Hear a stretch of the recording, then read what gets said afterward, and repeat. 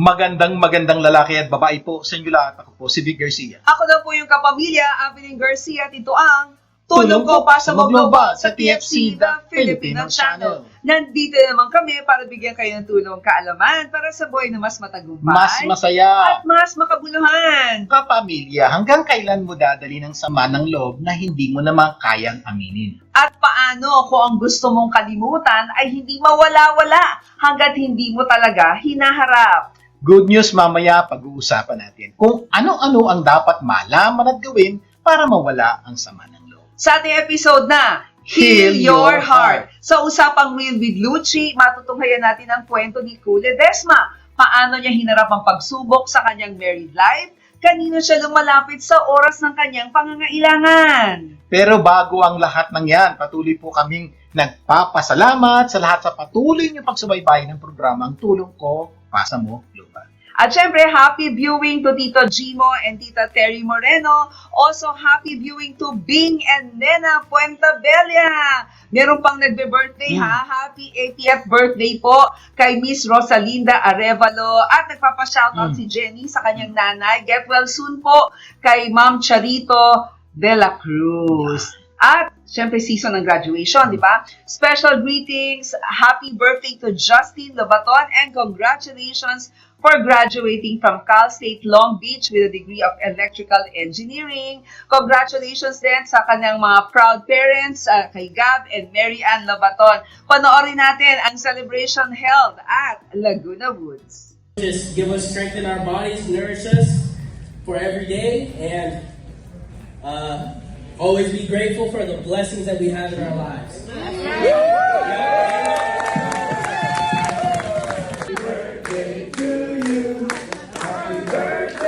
Where's my baby? My baby girl.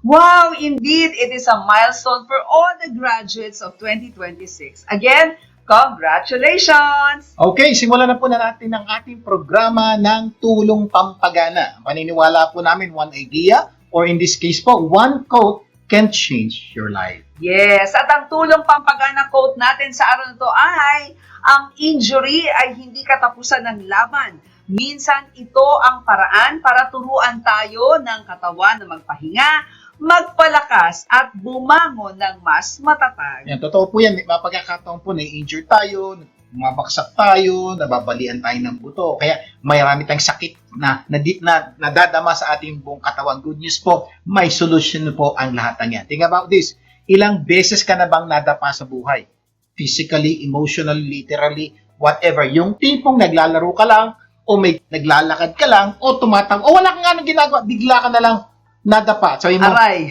Yan. Taro ka ng sprain, pilay, muscle tear, injury, o whatever. Oo, at minsan ang mas masakit, hindi yung injury, kundi yung pakiramdam na parang napag-iwanan ka. Mhm. 'Di ba? Kasi kapag active kang tao, tapos biglang bawal ka ng tumakbo, dahil sa basketball, bawal ka maglaro, bawal ka mag-training, parang nawawala na yung momentum, 'di ba? Pero po, hindi ibig sabihin na injured ka, mahina ka na, o wala ka ng silbi. Hindi po. Minsan ang injury ay warning sa ating katawan na one is medyo matanda na tayo o kailangan nating be careful, alagaan ang ating sarili. Pero wag ignore po yung mga injury na yan. Pero good news, may solusyon yan. Yes, kaya kung ikaw ay injured ngayon, physically, emotionally, or mentally, huwag mawala ng pag-asa.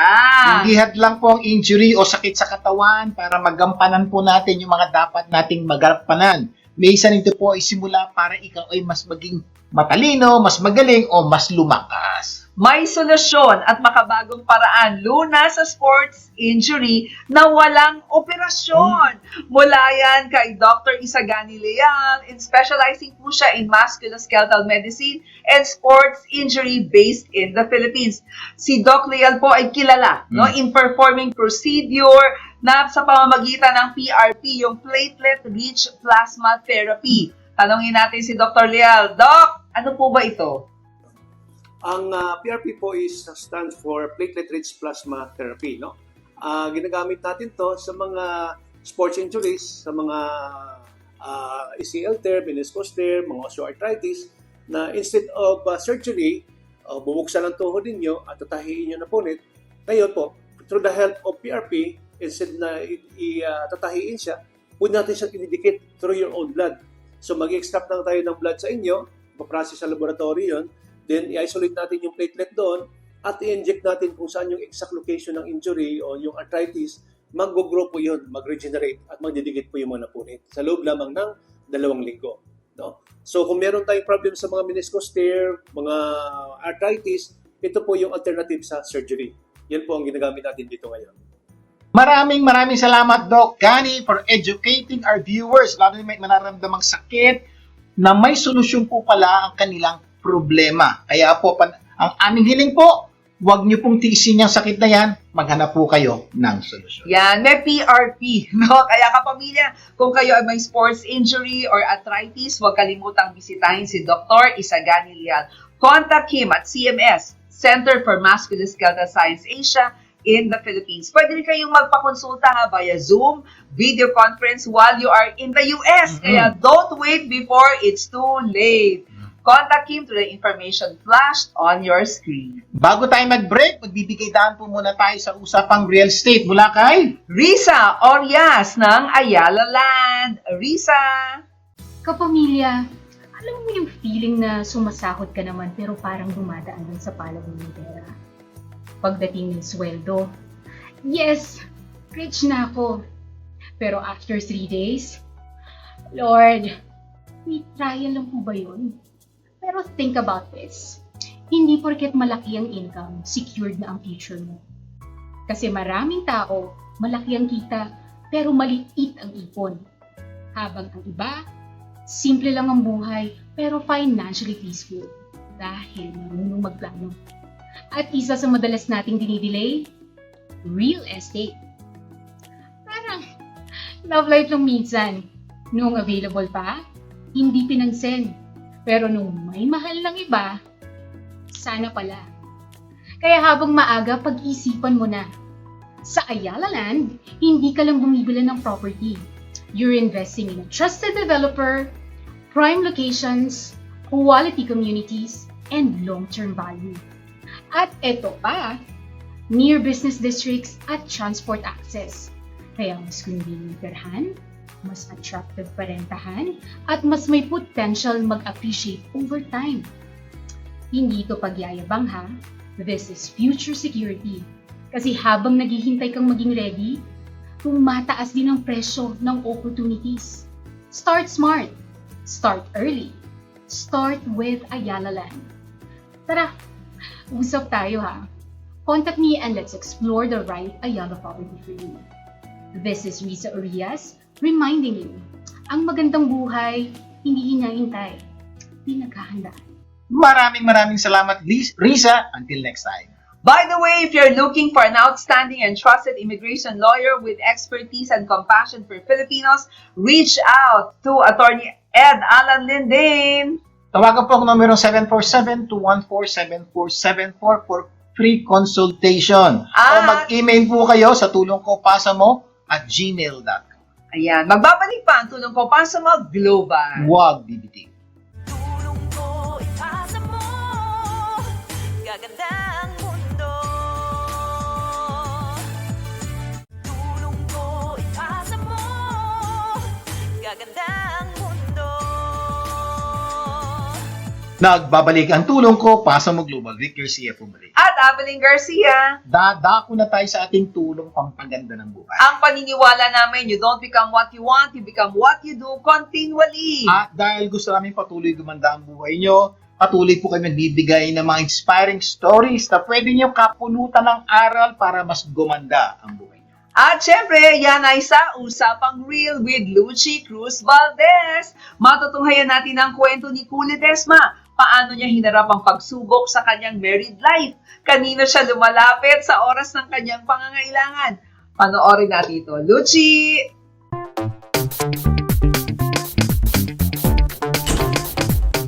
Hello everyone, I'm Lucy Cruz Valdez. Welcome to my YouTube channel, Usapang Real with Lucy. At nasaan ba ako? Naririnig nyo ba mga kuliglig? Well, dito ba sa Hacienda Isabela? Ang nagmamayari nito ay ang Philippines' pop diva, walang iba kundi si Miss Ku Ledesma, na OG ng Till I Met You. O, alam niyo yan, di ba? At saka ng, eto, Ako ay Pilipino. Oh, si Miss Ku yan. Kausapin natin siya.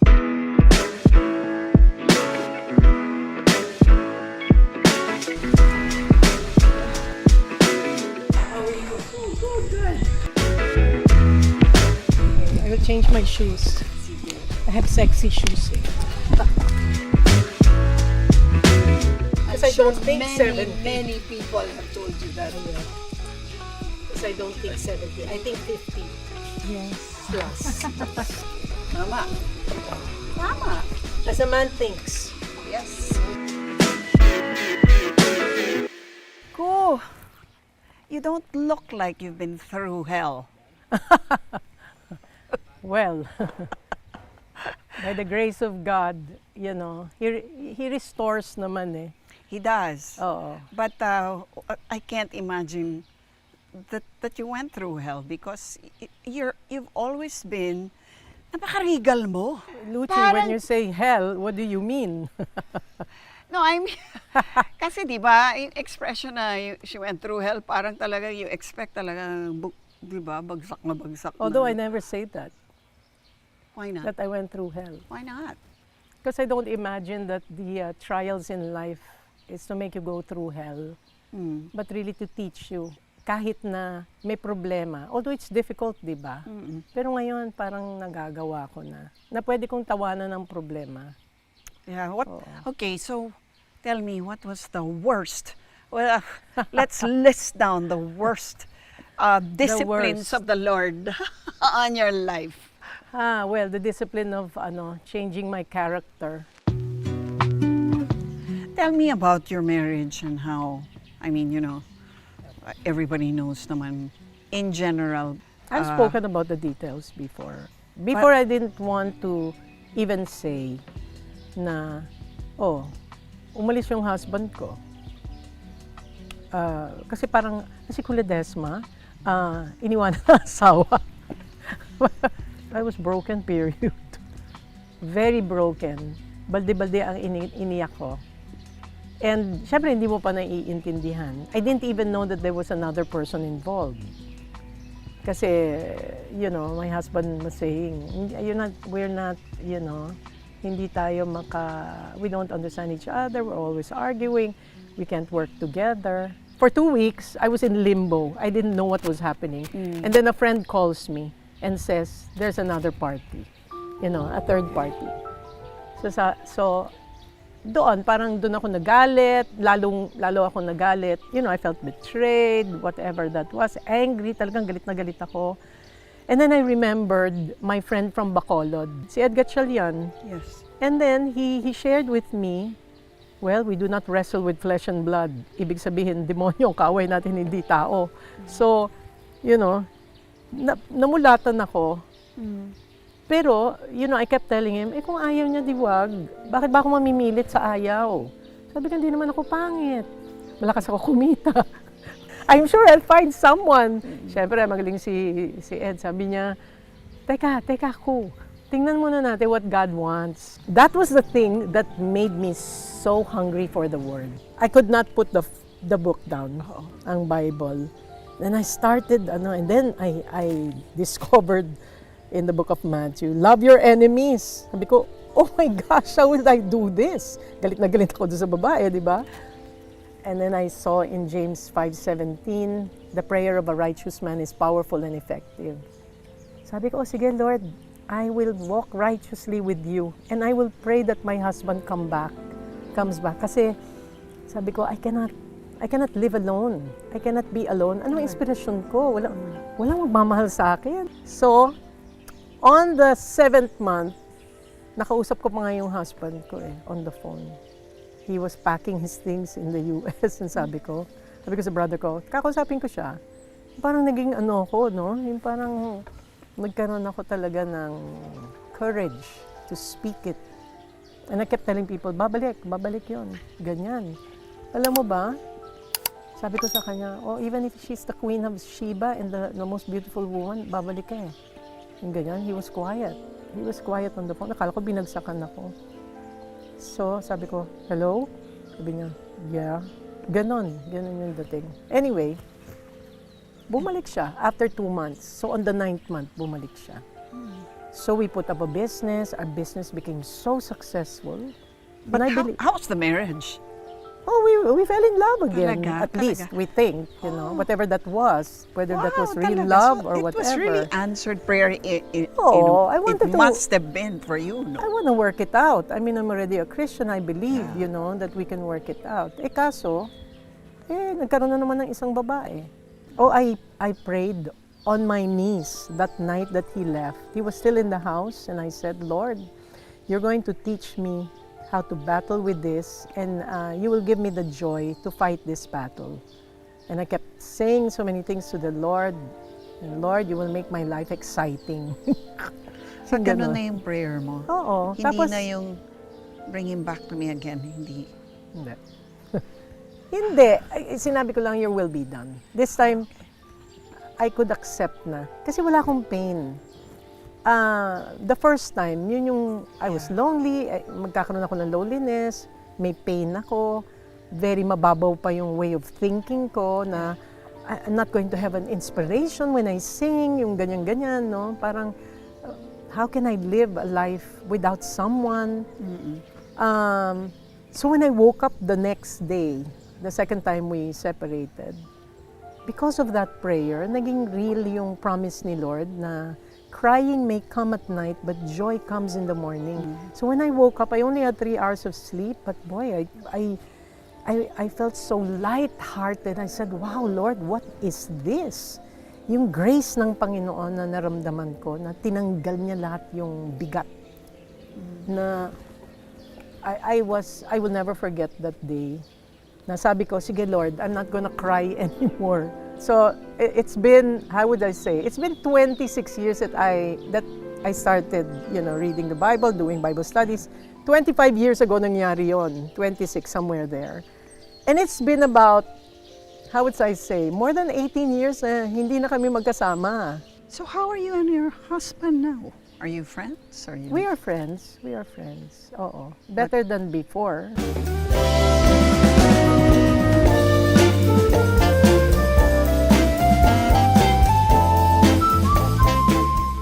So how's life go?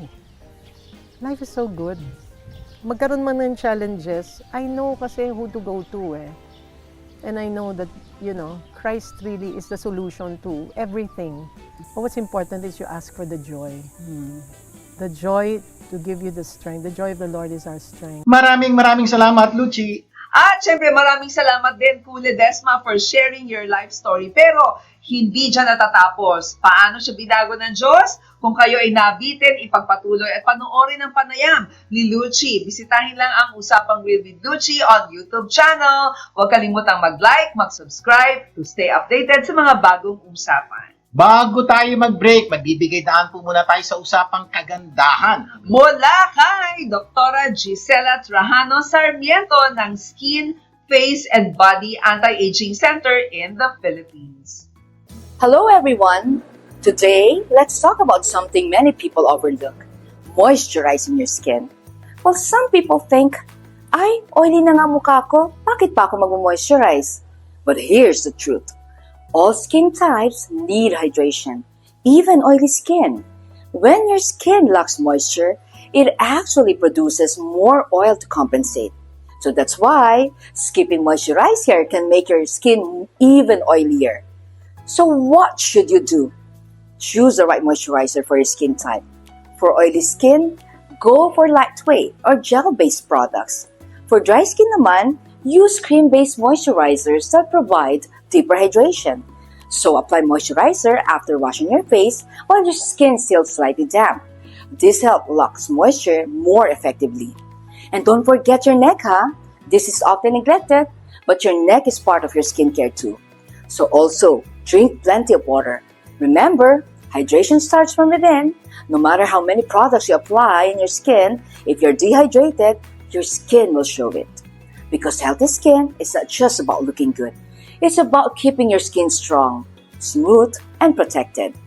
So never skip this step. Moisturize every day. This is Dr. Gisela Transfermento of Skin, Face, and Body Anti-Aging Center, your go-to destination for aesthetic, longevity, and anti-aging care in the Philippines. Maraming salamat, Dr. Gisela. Until next time. Mamaya, sa tulong dagdag kaalaman, pag-uusapan po natin ano-ano ang dapat malaman at gawin para mawala ang sama ng loob. Sa ating episode na Heal Your Heart. Magbabalik pa ang tulong ko para sa magluban. Huwag bibitiw. Tulong ko ipasa mo, gaganda ang mundo. Tulong ko ipasa mo, gaganda ang mundo.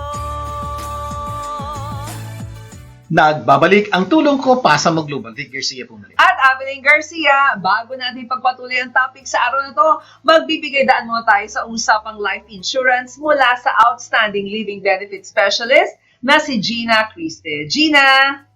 Alam mo, kapag retirement ang topic, ang sarap pakinggan.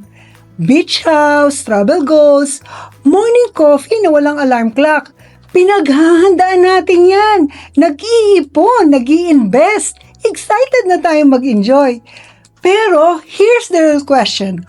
What if, bago dumating ang Europe trip mo ay may dumating munang diagnosis? Cancer? Stroke? Heart attack? Hindi natin hinihiling yan. Pero habang tumatanda tayo, mas kilala na natin ang laboratory kesa sa travel agency. That's where living benefits comes in. Ibig sabihin, habang buhay ka, pwede mong ma-access ang life insurance policy mo if you get critically, chronically ill, or magkaroon ng Alzheimer's disease. Hindi mo kailangang hintayin na wala ka bago may makinabang. Kasi, aminin natin, ang alam natin na insurance lang na mapapakinabangan ng iba kapag wala ka na. Para kang bumili ng cake tapos ibang kakain. With living benefits, you don't have to worry. May pambayad ka sa mortgage, living expenses, and other hospital bills. So instead of saying, paano na ang retirement funds ko? You can say, okay lang, may backup tayo. Hindi mo gagalawin ang retirement o pension mo. Hindi mo ibibenta ang mga properties mo. And most importantly, hindi ka magpapag-GoFundMe. Retirement planning is good, but protection planning is wiser. May peace of mind ka pa. Mas mahalaga yan kesa senior discount. Gusto mo bang malaman ang detalye nito? Text me at 323-244-9784. Ito po si Gina Christie na handang tumulong. Until next time! Maraming salamat, Gina. For more information about life insurance, email us at tulongkopasamo@gmail.com. Okay, dadakan tayo sa ating tulong dagdag kaalaman kung saan nahanap tayo ng paraan para mas madagdagan ang ating kaalaman. Pag-uusapan natin ang isang bagay na maraming tao ang dala-dala. Pero hindi masabi kuminsan ng diretsyo. Yung ito po ay sama ng loob. Tahimik po ito, pero mabigat po sa ating mga puso. Kung minsan nakatago, kung minsan naman nakalabas, pero madalas ramdam na ramdam po sa ugali, sa isip at pakikitungo natin sa iba. Oo, yung bang tipong sama ng loob ang tawag dito, hindi sama ng labas, di ba? Yung tipong may nangyari noon, may nasabing hindi maganda, may hindi tumupad, may nang iwan, may hindi umintindi, at simula noon parang may kurot na lagi no nakatira sa puso mo, Yan. no? Minsan sasabihin mo, okay lang ako, hindi na masama ang loob ko. Pero totoo lang po, masama pa rin ang loob mo. Minsan sasabihin mo, move on na ako. Pero kapag nabanggit ang pangalan ng taong medyo masama, biglang nag-iiba ang timpla mo. Biglang may masakit sa'yo. Habang tumatagal, hindi na lang ikaw memorya ng bitbit mo ng masakit. Oo. Pati bigat, pati init ng ulo, pati pagdududa. pati pagod, yan ang dulot mo ng sama ng loob. Ay, grabe ha. At syempre, bibigyan namin kayo ng 7 steps na makakatulong para unti-unting lumuwag ang dibdib mo.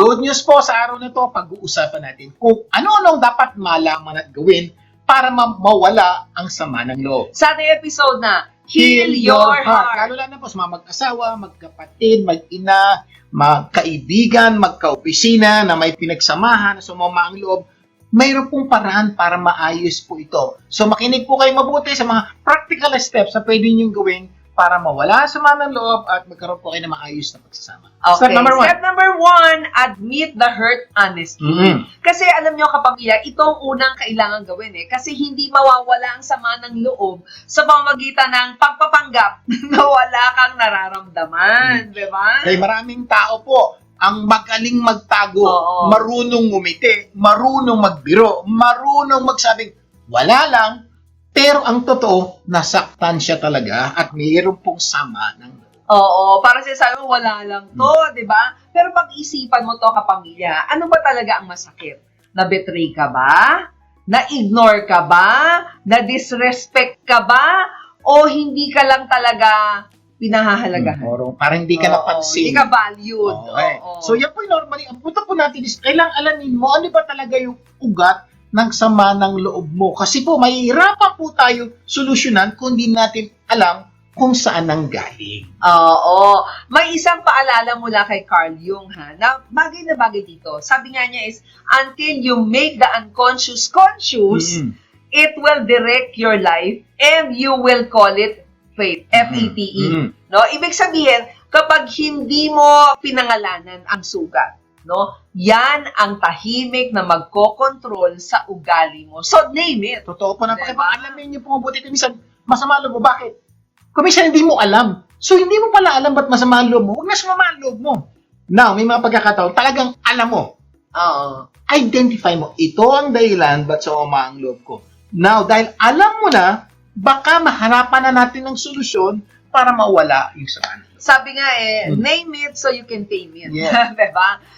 Isang practical application dyan, umupo ka mamaya, kahit na 10 minuto lang, no? Isulat mo yung mga ito, masama ang loob ko dahil, halimbawa, masama ang loob ko dahil pakiramdam ko, hindi ako pinili. Diba? Halimbawa, sa mga basketball, hindi ka napili. O kaya masama ang loob ko dahil lagi akong nandyan, no? Or, pero noong ako ay nangangailangan, walang dumating. Like ang present, pero wala naman So, may mga pagkakataon po niya. So, hindi mo po namin alam ang yung pinagdadaanan. Ang giling po namin is, identify, ano ba talaga ang dahilan ng sama ng loob? So, kung minsan, kailangan bumalik ka ng 1 week, 1 month, sometimes 1 year, may masakit po, iba, 5 years. Iba ho, 5 taon na yung sama ng loob na dinadala niya. So, napaka-importante po ngayon, kailangan alamin mo ano ba talaga yung nagpapasama. Kasi pag malinaw ang sugat, doon pa lang pwedeng magsimula ang paghilom, di ba? Hindi mo magagamot ang sugat na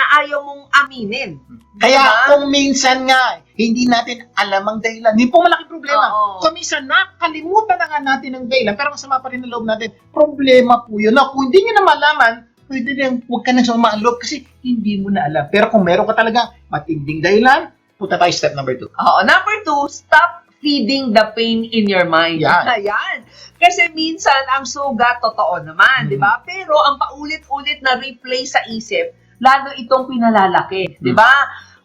Parang sugat na nilalagyan natin ng alcohol, di ba? Mas mahapdi. So, napaka-importante po. Hanggat maaari po, yung sakit pag nyo nang nagdagan. Sabi nga po, minsan, 2 beses ka sinaktan ng isang tao. Oo. Pero kung minsan, 100 beses mo sinasaktan yung sarili mo. Nire-replay mo. Every time mo iniisip, Oo. every time mo kinukwento sa iba, nasasaktan ka. So, pag-isipan niyo po mabuti. Sino ang sumasakit sa'yo? Minsan ka lang sinaktan 2 beses, pero ikaw paulit-ulit. So, sabi na, huwag niyo nang pakainin yung sama ng loob para lumaki ng lumaki. Okay? Anong pwede Baka gawin? maging healthy, di ba? Tama ka dyan. Kasi, tama naman, may nagawang mali ang ibang tao sa'yo. Tanggap po natin yan. Tanggap yun. 1 beses o 2 beses. Pero sa isip mo, dumadami kasi nire-replay mo siya ng 100. Tapos, dinadagdagan mo pa ng, what if? Dapat sinabi ko to. Dapat ginawa ko yun. Bakit niya ginawa yun? Basta Eh, niyo po, ginawa kita. nasaktan ka na, pero meron ka pang what if, nasaktan ka na. dapat ginawa ko to, dapat gumanti ako, dapat nagsalita ako, dapat. So mali, ang dami ng problemang umiikot sa utak mo na sinisisi mo na ibang tao sa ginawa nila, sinisisi mo rin sarili mo dahil hindi ka nag-react ng tama. Oo. So ngayon, sama ng loob mo sa ibang tao, pati sa sarili mo, masama na rin ang loob mo. Correct. Kaya tuloy, ang isang sugat nagiging buong pelikula. Diba, director ka na, editor ka pa, ikaw pa rin yung background music ng sariling hinanakit mo. Ano ibig sabihin nun? Diba? May isang episode na nangyari sa buhay mo, isang event. Pero kung minsan po, tayo, nagiging scriptwriter tayo, director, dinadagdagan natin, ito dapat na nangyari, dapat hindi na nangyari, ito mangyayari in the future, ganito. Ang problema, okay, sana habang ginagawa nyo, sumasaya ka, hindi po. Kaso hindi. Dinadagdagan po natin sakit at pasakit ang ating buhay dahil ang dami nating ginagawang hindi naman totoo. Oo. Narito ang challenging question. Nasasaktan ka pa ba sa nangyari o mas nasasaktan ka na sa paulit-ulit mong pagbalik dun sa nangyari? So, napaka-importante po. Oo. Yung sama ng loob mo ngayon, saan ka nasasaktan? Sa ginawa niya noon, 1 week, 3 weeks, 4 weeks before, or 1 month? O yung dahil paulit-ulit mong pinapaikot sa isip mo, Nare-refresh. kinukwento sa iba yung sakit. Alam niyo po, malalaman niyo po to. Pag nakita niyo po na, ay, kasi paulit-ulit ko. So, ang daling solusyonan. Itigil mo na pag-ulit-ulit. Now, hindi, talagang masakit yung ginawa niya. Pupunta tayo sa step number 3, tuturo po namin sa inyo. Oo. Pero practical step ito, kapag naalala mo ang sakit, sabihin mo ito nangyari. Ito ang dinagdag ng isip ko. Magkaiba ang fact at fiction di ba? Totoo po, kumisan, alamin niyo po, ano yung totoong nangyari, ito po yung dinadagdag niyo. Ang masakit po, kumisan, masama na ang loob niyo, hindi po doon sa nangyari, kundi sa mga dinagdag niyo. Oo. Hindi ito binubura ang pain, pero tinutulungan ka nitong huwag palakihin ang sugat na gamit ang sarili mong imagination kapag hindi mo inuulit. Sa aming pagbabalik, itutuloy pa po natin ang ating kwento. Magbabalik pa ang tulong ko para sa mga global. Huwag bibitin. Tulong ko ipasa mo, gaganda ang mundo. Tulong ko ipasa mo, gaganda ang mundo. Nagbabalik ang tulong ko, pasa mo global. Vic Garcia pumuli. At Abilene Garcia. Bago natin pagpatuloy ang pag-uusap natin sa topic natin sa araw na to, panoorin po muna natin ang Simple Reminders with Lasting Impact with Abilene and Erica Garcia. Hi everyone! It's time for Simple Reminders. With lasting impact. In life, everything begins with the fear of the Lord. Not the fear that paralyzes, but reverence. When we acknowledge that God knows best, we open our hearts to learn, to grow, and to understand life better. The problem is, many want success without godly wisdom. But real wisdom begins when we bow down before God in humility. True wisdom is found in God's Word. This is Abilene Garcia. And Erica Garcia reminding you to choose to honor God first. In every thought, word, and action. Simple Reminders, lasting impact. For more life lessons, mag-subscribe po sa Simple Reminders, Lasting Impact YouTube channel. Okay, tutuloy na po natin ang pagsagwa sa napakagandang tanong. Ano ang dapat malaman at gawin para mawala ang sama ng loob? Sa ating episode na, Heal Your Heart. O, review tayo. Number 1. Sabi natin kanina, number 1, admit the hurt honestly. Sabihin, tanggapin mo na nasaktan ka. Step number 2. Stop feeding the pain in your Huwag nyo mind. nang dagdagan yung sakit. Masakit na po, huwag nyo na pong dagdagan. Number 3. Number 3, release the pain right away. O, the right way. O, the right Ibig way. sabihin, ilabas Oo. po natin yung sakit sa tamang paraan. Tandaan nyo po, mayroon pong maling paglalabas ng sakit at may tama. Yan po Oo. ang pag-uusapan natin ngayon. Kasi may mga tao na kinimkim lahat eh. Mm-mm. 'Di ba? May mga tao naman na sinasabog sa lahat. Oo. Parehong nakakasira. Ang iba tahimik pero malamig na. Yung iba naman kinikwento sa iba. May iba namang iniiyak na lang. Yan. So, Diba? hindi po namin alam kung paano kayo maglabas ng sama ng loob. Pero tandaan nyo po to, hindi nyo pong mapipigilan. Lalabas at lalabas yung sama ng loob, whatever shape or form. That's the reason why dapat masolusyonan na natin before lumaki ang problema kasi may mali at tamang paglalabas. ng sama Kailangan ng loob. natin ng tamang release, Mm-mm. di ba, sir? Hindi lahat ng paglabas ay healing, no? Narito ang tanong, kapag nagsalita ka tungkol sa hurt mo, gusto mo bang gumaling o gusto mo lang na may masaktan din? Yeah, for example, pag kinukwento mo yung ginawa ng iba na masama sa'yo, ang tanong, ba't mo ginagawa yan? Nire-release nyo lang ba? O gusto mong pasamain ang reputasyon nung taong nakasakit sa'yo?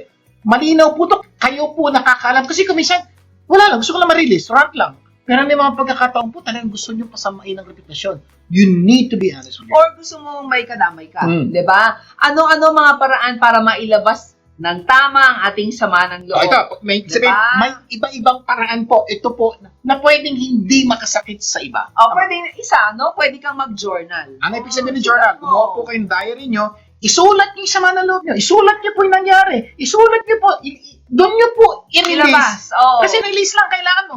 Ito maganda. Yung bas, nakasulat doon, ikaw nakakalam, wala na iba masasaktan. Wala nang chismis nakakalat. Pero nailabas mo. Kasi yun naman ang gusto mo, mailabas. Or pwede kang kumausap ng matured na tao. Ayan, ito Diba? naman po. Pwede ka, ano yung mature na tayo? Ito po yung kikwento mo yung sama ng loob mo, pero sigurado ka na hindi niya ikukwento sa iba. At sigurado ka itong taong to hindi palalakihin ang problema mo, tutulungan ka para mabawasan ang problema. Yung sabihin ng matured person. Hindi mo pwede, hindi kikwento mo dahil gusto mo ng chismis, Yes. diba? Or pwede kang humingi ng counseling kung malalim na. Ito po yung Diba? pagkakataon na pwede kang pumunta sa mga marriage counselor kung problema ka sa marriage, o pumunta ka sa mga relationship counselor, o punta ka sa spiritual leader niyo sa church, o pumunta ka sa mga psychologist, psychiatrist. Pero kasi po meron silang mga strategy at technique para tulungan ka specifically sa iyong pinagdadaanan. At higit sa lahat, isumbong mo na lang kayo. Yan. Diba? Pwede kang mag-pray. One of the best way to release a pain is to pray to God. Yes. And sabi mo, Lord, saktan po ako sa ginawa niya. Lord, tulungan niyo po ako mawala po sakit na to. Lord, tulungan niyo po ako patawarin siya. Ibig sabihin po, that's one of the best way to release. Maraming paraan para mag-release, pero mayroong tama at mayroong mali. Kasi ang importante dito, mailabas mo ng tama. Di ba? Kasi kapag may tamang lalagyan ang sakit, no, mas maliit ang chance na maging lason ito sa loob mo. Opo. Kasi nagiging lason Pag yan. meron po kayong sama ng loob dito, sasabog yan.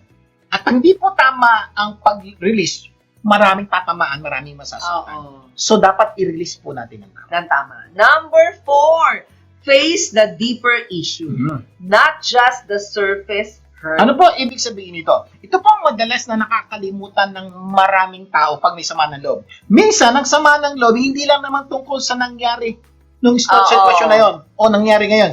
Minsan, tinatamaan lang ang isang lumang sugat na nangyari na sa buhay nyo many years ago. Oo, parang nakanti. Di ba? Halimbawa, may hindi ka lang nabate, sumama na ang loob mo. No? Or hindi ikaw ang nabate. No? O baka hindi lang yon tungkol sa hindi ka nabate, baka matagal ka nang may sugat ng feeling left out For from example, that person. Yung kapamilya mo, hindi ka nabate. Pero sa totoo lang, ang sakit na pala nung Nung papala. binata at dalaga. Oo. Palagi hindi ka nababate, hindi ka napapansin. So, nadadagdagan lang nito. So, talagang, ang sama ng loob mo, hindi sa nangyari. Ngayon, noong pa. So, ibig sabihin, huwag kang magalit dito. Yun ang problema. Correct. O kaya may simpleng tono lang ng pananalita. Pero biglang galit na galit ka. Diba? Baka hindi lang yun sa tono. Baka matagal ka nang may dalang sugat ng pagiging minamaliit ka. Yeah. So, napansin niyo po, nung bata ka, pag sinisigawan ka, parang feeling mo minamaliit ka. Biglang nasigawan ka ng asawa mo. Minsan lang. Biglang nanumbalik sa'yo lahat nung nangyari in the past. So, ibig sabihin, huwag kang magalit sa asawa mo. Ang tunay na nananakit sa'yo, yung kahapon mo. Correct. Ang tanong, ang sama ba ng loob mo ay tungkol lang sa nangyari o may mas malalim pang sugat na natatamaan? Diyan po papasok yung malaking tulong po ng mga psychiatrists, counselors para maturuan kayo solusyonan tong problema. Oo. So, practical step, kapag sumama ang loob mo, huwag mo lang itanong, anong ginawa niya? Itanong mo rin, ano ang tinamaan nito sa loob ko? So, para Diba? ma-identify mo yung tunay na source ng iyong sama. Oo, saan ba tumama yung arrow o yung dart? Baka dignity, baka rejection, no, wound, baka loneliness, o baka fear of being unwanted. At kapag nakita mo ang ugat, mas malalim ang chance ng healing. So, mas malaki po ang chance na masolusyonan nyo yung problemang yon. Okay? Napaka-importante po yan. Number 5 tayo. Number 5, choose to stop letting the offense define your life. Yan. Ito yung crucial kasi pwede kang masaktan, oo. Pero kapag hinayaan mo na ang offense ang mag-define ng buhay mo, doon nagsisimula ang pagkaalipin. Totoo po. Ano po ibig sabihin? May mga pagkakataon, ayaw mo namang magalit, nagagalit ka. Dahil dala ka ng sama ng loob mo in the past. Oo. So, ibig sabihin po, hindi mo kinokontrol yung sarili mo. You allow your pain to control you. Hindi Oo. po maganda yon. Ang hirap nito ha, pero totoo, minsan ang nangyayari sa iyo ay totoong mali. Mali na Yung totoo mabaling naman. ginawa ng Oo. ibang tao. Totoong masakit, totoong unfair. Pero kapag ginawa mong sentro ng pagkatao mo ang nangyari, ikaw ang mas nawawalan. So, ibig sabihin, nilaltrato ka ng ibang tao. So, parang iniisip mo, ay talaga, biktima ka ako ng mga bagay na nangyari sa buhay. Hindi ka victim. Oo. May masama lang ginawa yung ibang tao, nasaktan ka, pero you can do something to overcome it. Oo, eto mabigat na tanong. Gusto mo bang mabuhay na laging may hawak na ebidensya ng sakit mo? O gusto mong mabuhay ng mas malaya kaysa sa nangyari sa'yo? Ikaw po mamimili niyan. Hindi po namin siya sabing hindi totoong nangyari sa'yo. Totoo yun. Pero ang punto po is may magagawa ka ng paraan para solusyonan ito. Oo. So, practical application, sabihin mo sa sarili mo, nasaktan ako, pero hindi ito ang buong pagkatao ko. Napakahalaga niyan because pain is part of your story but it must not become your whole identity. Ibig sabihin, nasaktan ako, pero pwede ako makaalis dito. Nasaktan ako, pero may magagawa akong solusyon para mawala. Kaya kapag tumigil kang gawin ang offense sa sentro ng buhay mo, unti-unti ring humihina ang kapit nito sa isip at puso. Mamaya, itutuloy pa po natin ang ating usapan kung ano-anong dapat malaman at gawin para mawala ang sama. Magbabalik pa ang tulog ko para sa mga global. Wow, BBTV! Tulong ko ipasa mo, gaganda ang mundo. Tulong ko ipasa mo, gaganda ang mundo. Nagbabalik ang tulong ko, pasa mo global. Kay Garcia po muli. At Evelyn Garcia. Itutuloy na po natin ang pagsagot sa tanong no ano-anong dapat malaman at gawin para mawala ang sama ng loob. Sa ating episode na Heal Your Heart. O, review lang tayo. Sabi natin kanina, number 1, admit the hurt honestly. Number 2, stop feeding your pain in your mind. Correct. Number 3, release the pain the right way. Sa tamang paraan, ha? Number 4, face the deeper issue, not just the surface hurt. Oo, yung mas malalim. Number 5, choose to stop letting the offense define your life. Yan, number 6 na po tayo. Ano po yung pag-uusapan natin? Number 6, ano? Forgive, but do not force fake peace. Ito ang step na maraming tao ang gustong skip, no? Pero mahalaga ito. Kailangan mong matutong magpatawad. Totoo, may mga pagkakataon po. Kalimutan na natin yan. Forget it. Let's move on. Pwede po yun. Kung talagang kaya ng puso nyo. Pero may mga tao po hindi kaya. Kailangan magkaroon ng closure. Alam niyo ibig sabihin ng closure. And one of the best way for closure is forgiveness. Nasaktan ka, magpatawad ka. Ang problema, marami po tayo sa atin, we just move on with your life, pero yung sakit po hindi na wala. And one of the best way to get rid of that, forgive. Kaya linawin natin ha, ang forgiveness ay hindi pagde-deny na nasaktan ka. Kasi iniisip ng iba Hindi ibig sabihin okay lang ang ginawa sa iyo at hindi ibig sabihin ibabalik mo agad ang access ng taong nanakit sa buhay mo. Hindi, that doesn't automatically. So, malinaw po gusto namin for you to forgive kung nasaktan ka. Yes. Pero hindi po ibig sabihin nun, balik sa dati, parang walang nangyari. Hindi po kailangan po mag-set kayo ng limitation regarding your relationship with that person. Ay, papaliwanag po namin yan. Oo. Kasi ang forgiveness ay pagpili na hindi na bitterness ang magmamaneho ng puso mo. Hindi ka nagalit. Hindi mo na hinahayaan ang galit na maging hari sa buhay mo. Oh, yun po ang purpose, one of the big purpose of forgiveness. Tinatanggal mo yung sama ng loob at sama ng pakiramdam mo sa mga taong nakasakit sa iyo. Kasi you deserve to live a peaceful life. Yung po ang purpose po ng forgiveness. And forgiveness can help you move forward and can free you from the control of the person who harm you. Napakahalaga niyan. Hindi ito tungkol sa pag-absuelto sa mali, di ba? Yeah. Ito ay tungkol sa paglaya mo sa sama ng loob. Hindi po natin yun Hindi pag nagpatawad ka, tama yung ginawa nila. Alam na natin kung mali yun. Pero kaya ka nagpapatawad para i-release mo ang sarili mo sa bandage ng hurt because of the things they have done. Kaya ka nga nagpatawad kasi mali ka lang, di ba? Narito ang mabigat na tanong. Handa ka bang gumaling o mas gusto mo pang panghawakan ang galit dahil yan na lang ang pakiramdam mong may control ka? Totoo po, may mga tao po kayo hindi mapagpatawad. Parang feeling nila, ito na lang yung aking hawak para makaganti sa kanya. para yung buhay niya. Totoo po yun, pero okay sana kung siya lang nasasaktan habang di ka nagpapatawad. Oo. Nasasaktan ka rin. Kaya po, payo namin, nangyari na yung kahapon, tapos na patawadin. At tandaan mo, pwedeng may forgiveness at may boundaries pa rin. Mhm.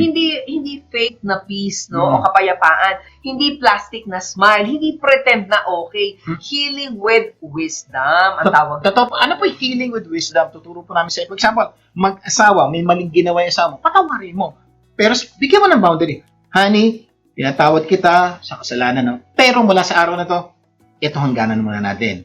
Kaibigan mo, may maling ginawa, lagyan mo ng hangganan. Hindi mo pwedeng gawin yung ginagawa mo before until makuha mo uli yung trust dun sa taong pinatawad mo. Importante po yun. Yes. Number 7, bring your heart to God and let Him heal what people cannot. Totoo po. Marami po nagsasabi, Sir, ang hirap magpatawad. Totoo po yun. Mahirap magpatawad. Lalo na kung matindi po yung ginawa ng tao. Especially, yung taong gumawa na malapit sa'yo o mahal mo, ang hirap magpatawad. Kaya nga po, ang payo namin, ibigay mo kay Lord at humingi ka ng tulong sa Diyos para magawa mo yung hindi mo kayang gawin na kaya ng Diyos. Correct. So, pakinggan natin. Ang sabi ng Psalm 34 verse 18, "The Lord is close to the brokenhearted and saves those who are crushed in spirit." Napansin niyo po, malapit ang Diyos sa'yo.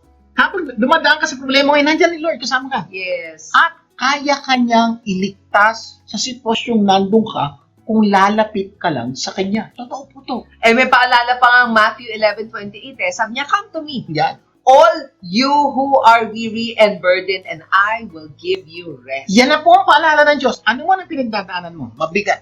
Masama ang loob mo. Ang daming problemang bumabalot sa buhay mo. Ang ganda po na paanyaya ng Diyos. Come to me. Lumapit ka daw sa Kanya. At ano pag lumapit ka? Bibigyan ka niya ng kapanatagan ng loob at mawawala ang iyong sama ng loob. Kaya bago ka matulog, wag mong takasan ang pain mo sa pagsuscroll. Yeah. Oo. Sa social media. Uupo ka ngayon, huminga ka. Sabihin mo, "Lord, eto ang sama ng loob ko. Hindi ko na kayang buhating mag-isa. Tulungan mo." Yan po isang napaka-practical. Bago ka matulog mamayang gabi, put your hands together, Lord. Yes. Lakat lang. Gusto mong labas lahat ang sama ng loob.